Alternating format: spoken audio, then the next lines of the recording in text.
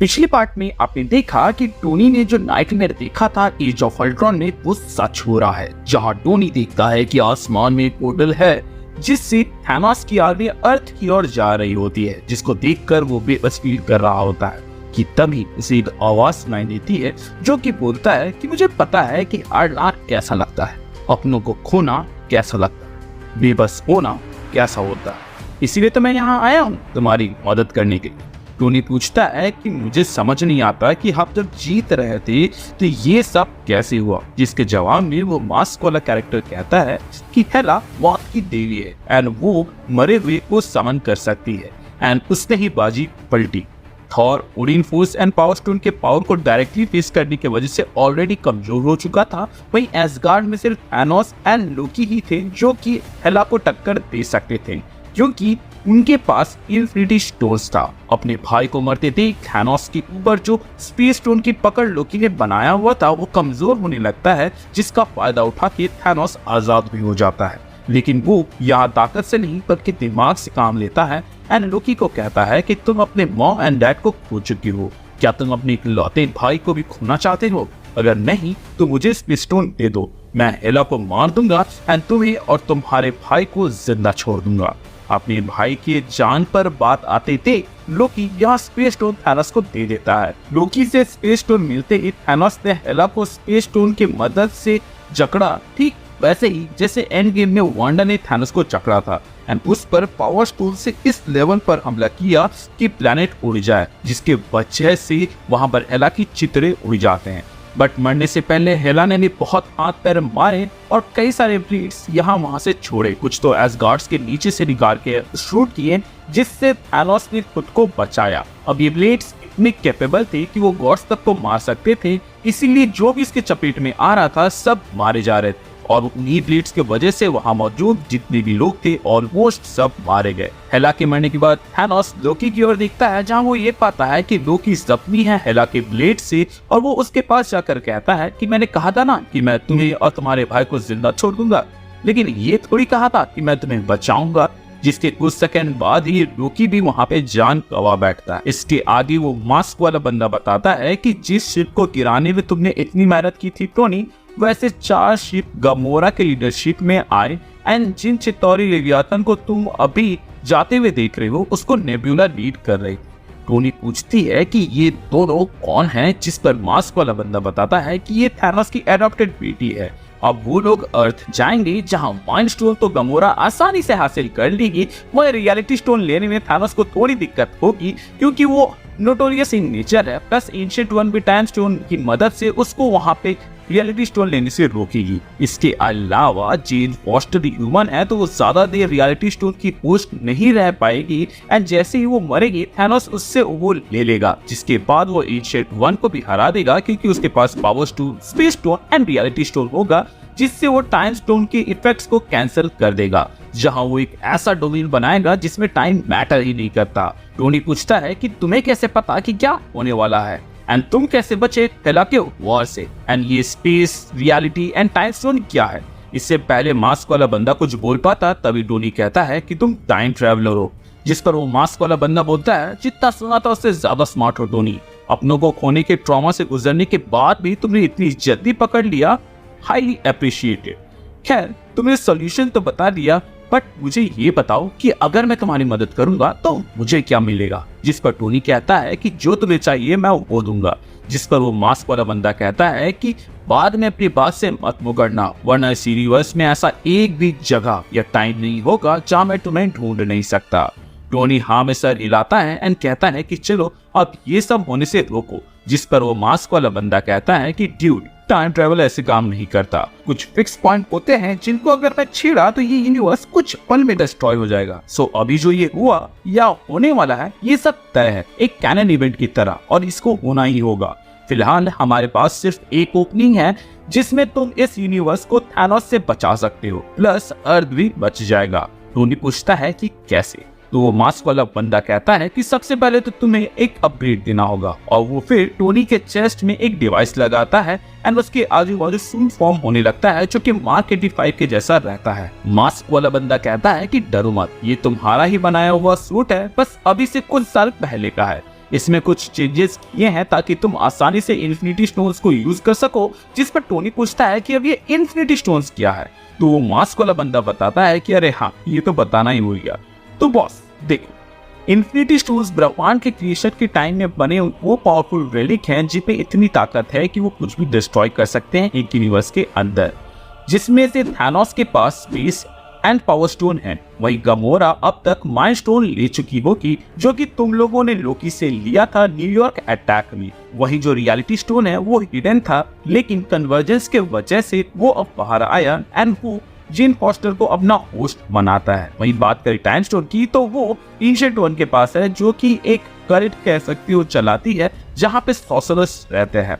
तो बेसिकली अब तुम्हें जो करना है वो ये है कि मैं तुम्हें बीच लड़ाई में भेजूंगा, जहां रियलिटी स्टोन जेन फोस्टर की प्रोटेक्शन कर रही होगी उसके लाइफ फोर्स को यूज करके, जिसके वजह से वो तय समय से पहले मरेगी, क्योंकि जो ह्यूमन होते हैं उनके लाइफ फोर्स बहुत ही कम होती है।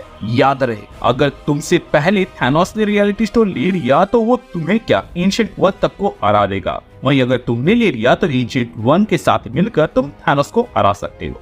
अब यहाँ से दो बातें याद रखना।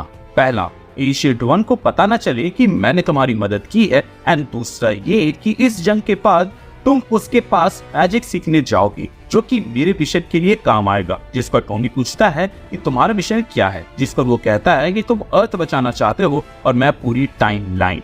अब जब तुम उस काबिल हो जाओगे कि मेरे काम आ सको तो मैं वापस आऊंगा, तब तक तुम अपनी दुनिया को बचाओ।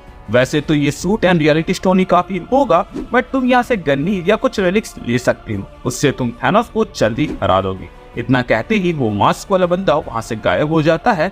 वहीं टोनी वहाँ पर गन्नी खोजने लगता है कि तभी उसकी नजर एक मुकुट पर पड़ती है, जो कि एला का होता है, जिससे टोनी पहनता है तो वो उसके सूट के साथ मर्ज हो जाता है। इसके बाद वो गन्ने उठाकर अर्थ की ओर चला जाता है, उसी पोर्टल से जिसके थ्रू थानोस की आर्मी एसगार्ड से अर्थ जा रही होती है। इसके बाद हम देखते हैं कि रियलिटी स्टोन जेन को थानोस से बचा रही होती है, बट वो उसके लाइफ फोर्स को ड्रेन कर रही होती है, इसीलिए वहाँ असिस्टेंस देने के लिए एंशिएंट वन आती है।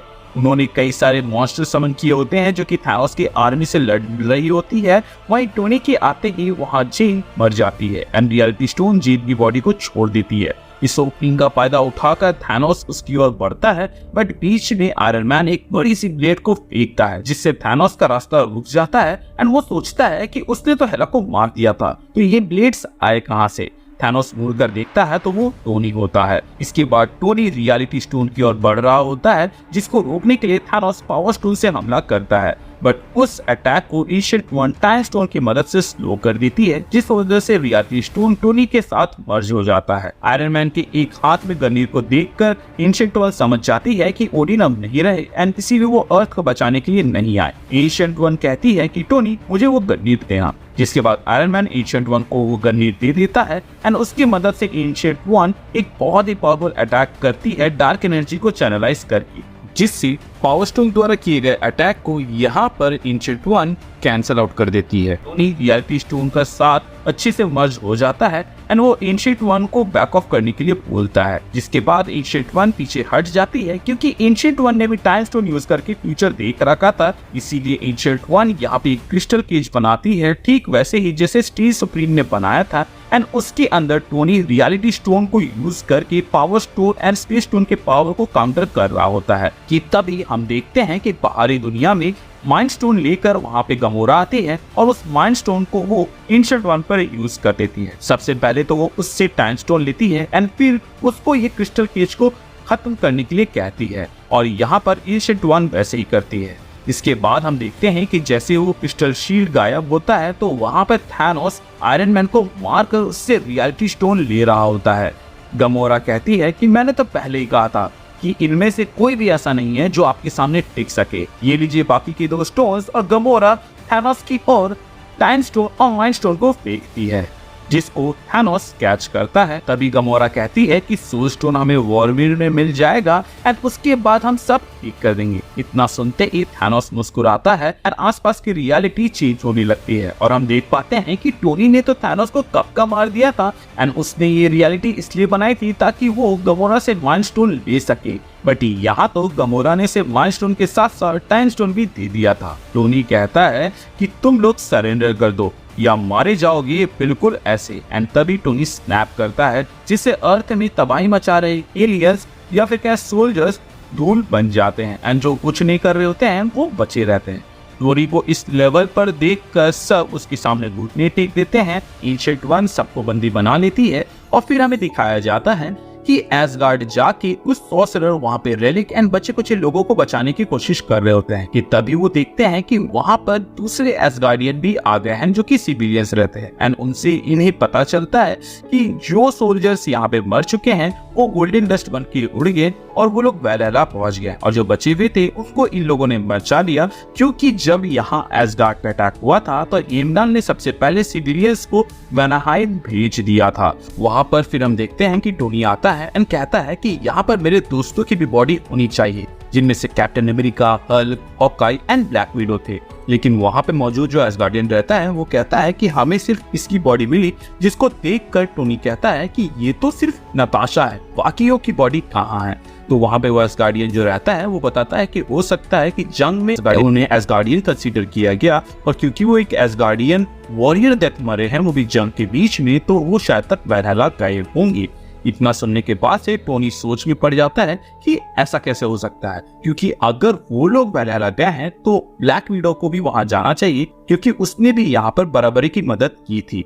इसके बाद हमें कुछ समय बाद का सीन दिखाया जाता है जहां पर हम देखते हैं कि टोनी एंशिएंट वन को टाइम स्टोन देता है एंड कहता है कि वैसे तो मैं मैन ऑफ साइंस हूँ बट मैजिक मुझे काफी ज्यादा फैसिनेट करता है, वैसे बाकी के स्टोन्स भी आप रखी तो बेहतर होगा। जिस पर एंशिएंट वन कहती है कि दुनिया में सबसे सेफेस्ट जगह उन स्टोन के लिए फिलहाल तो तुम्हारे पास ही है, तो तुम उनको अपने पास रखो। जिस पर टोनी कहता है कि मैं उनको अपने से दूर रखूंगा वरना मेरा हाल भी जेड फॉस्टर जैसा हो जाएगा। जिस पर एंशिएंट वन कहती है कि ऐसा नहीं होगा, क्योंकि तुमने जो हेलमेट पहना हुआ है वो बेसिकली रियलिटी स्टोन को वो लाइफ फोर्स दे रही है जो कि उसको चाहिए और इसीलिए तुमको कुछ भी नहीं हुआ। बट हाँ, इन्फिनिटी स्टोन बहुत पावर एक्सर्ट करता है। जिस पर टोनी कहता है कि इसीलिए तो मैं आपके पास आया हूँ ताकि उन पर काबू कर सकूं। जिस पर एंशिएंट वन कहती है कि बिल्कुल सही जगह आए हो जहाँ पे तुम आराम से ट्रेनिंग कर सकते हो, और वैसे भी हम लोगों ने उस हमले में कई होनहार सॉर्सरर हुए हैं। जिसके बाद से कैमरा जूम आउट होता है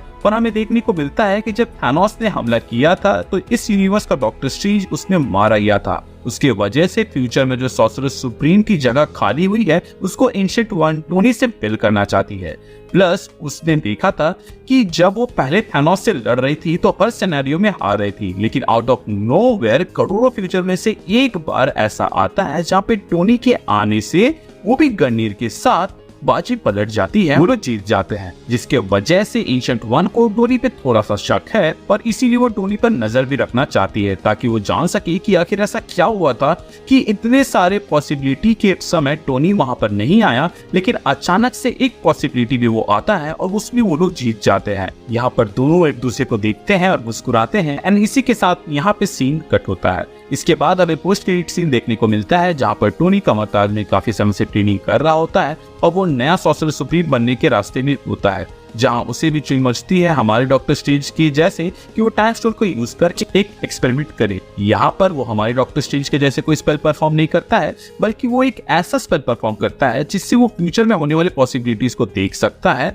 और वहीं पर हम देख पाते हैं कि टोनी खुद को एक ऐसे कमरे में पाता है जहाँ पर एक बोर्ड है और उस बोर्ड में उसकी ही बॉडी पड़ी हुई है जिसमें लिखा हुआ है अर्थ 1616। टोनी इसको देखकर चौंक जाता है और वो दूसरे पॉड की ओर बढ़ता है कि तभी वो जाग जाता है। तभी वो सामने एंशिएंट वन को देखता है और समझ जाता है कि उसके इस प्रोसेस को एंशिएंट वन ने कैंसल आउट या फिर रोका होगा। इसके बाद से एंशिएंट वन कहती है कि इस पावर का इस्तेमाल सिर्फ एक्सट्रीम केस में करना होता है टोनी, यूं ही एक्सपेरिमेंट करने के लिए नहीं। क्या तुमने इसकी वार्निंग नहीं पढ़ी? जिस पर टोनी भी डॉक्टर स्ट्रेंज के जैसा कहता है कि अगर ये इतने डेंजरस थे तो वार्निंग शुरू में होने चाहिए, ना कि एंड में। एंशिएंट वन उससे टाइम स्टोन ले लेती है एंड कहती है कि दोबारा ऐसी गलती मत करना, और उसके बाद से वो वहां से चली जाती है। टोनी इसके जवाब में कुछ भी नहीं कहता क्योंकि उसके दिमाग में वही दृश्य घूम रहा था जहां पर उसने खुद को एक पॉड के अंदर बंद देखा था। और इसी के साथ हमारा ये एपिसोड खत्म होता है। आपको कैसा लगा हमारा ये वीडियो आप हमें कमेंट सेक्शन के जरिए बता सकते हैं, और इसका नेक्स्ट पार्ट के लिए आप एक्साइटेड हैं या नहीं वो भी हमें कमेंट सेक्शन में जरूर बताइएगा। और अगर आपने इसका पहला पार्ट नहीं देखा है तो उसे जरूर देख लें, जिसका लिंक आपको डिस्क्रिप्शन में मिल जाएगा। Thank you for watching this video. Stay